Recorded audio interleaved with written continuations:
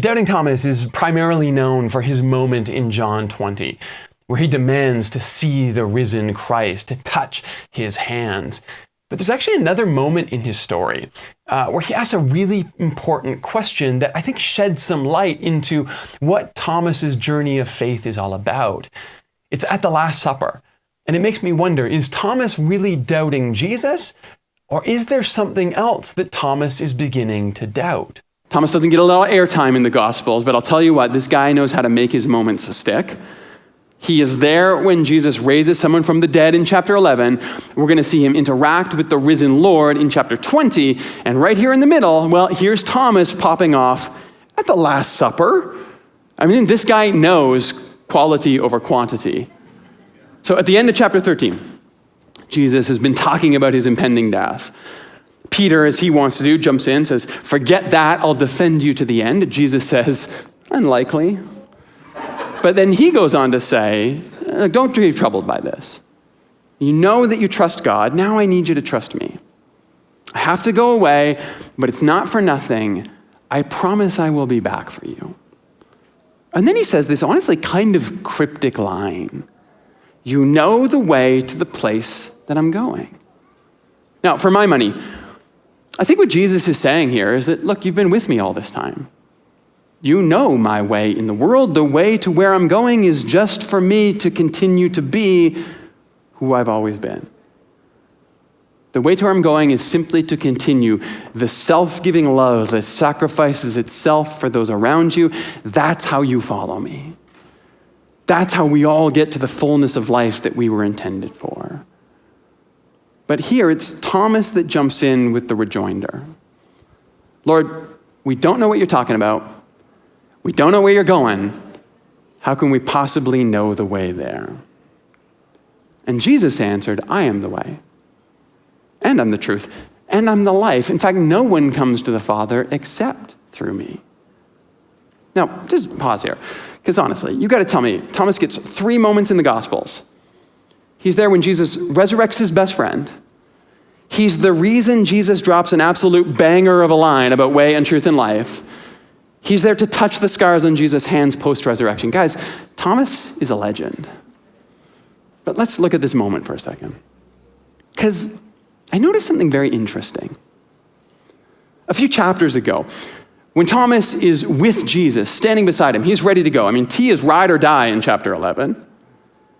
Where Thomas starts to stumble is at the mere suggestion that Jesus might not be there beside him in the future.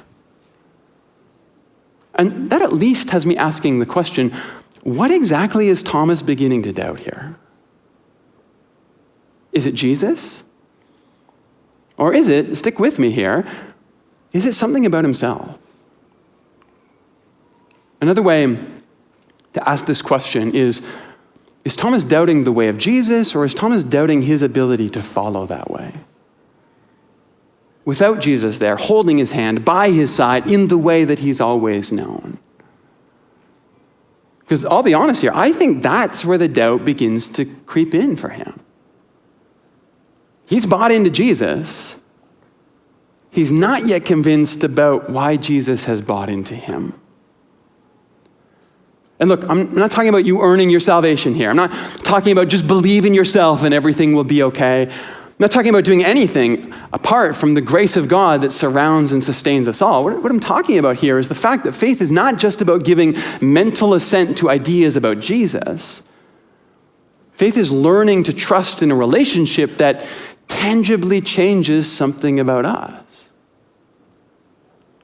And that is always fundamentally going to be about taking a risk.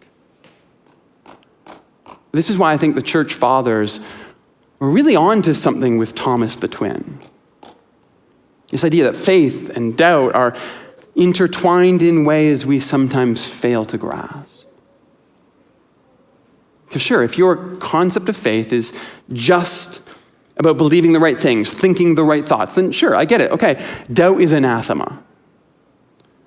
But if, on the other hand, faith is actually about learning to trust yourself to someone, taking a chance because you trust them more than you trust even yourself, well, then all of a sudden, I would argue faith and doubt are just two ways to say the same thing. Do you trust what's possible enough to doubt what is? Do you trust what you can see now enough to doubt what could be tomorrow? And that relationship is just constantly always in flux. It's the push and pull of what is versus what could be. So I think if I ever reached a place where I ever woke up and I had zero doubts left, I'd at least have to ask myself this question: what's left that you're trusting yourself to, Jeremy? Doubt doesn't mean you don't believe. Doubt means you believe in something that hasn't taken shape yet. That's why every time you try something new, every time you challenge yourself, every time you aspire to be better or stronger, more kind or more generous, every time you resolve to fix your mistakes and change your habits, every single time you tell yourself tomorrow can be different than today, and then you act to make that true, you experience a bit of doubt, not because you don't believe, but because you believe enough to trust yourself to something that isn't yet. It's a possibility. Well, faith is really just that scaled up to God's imagination for you. Another way to say it is that faith is believing Jesus when he says, "You know the way. I've done the hard work. I've made divine love tangible in history for you to see. I've shown you the path to follow. You just need to trust me when I tell you you can walk it."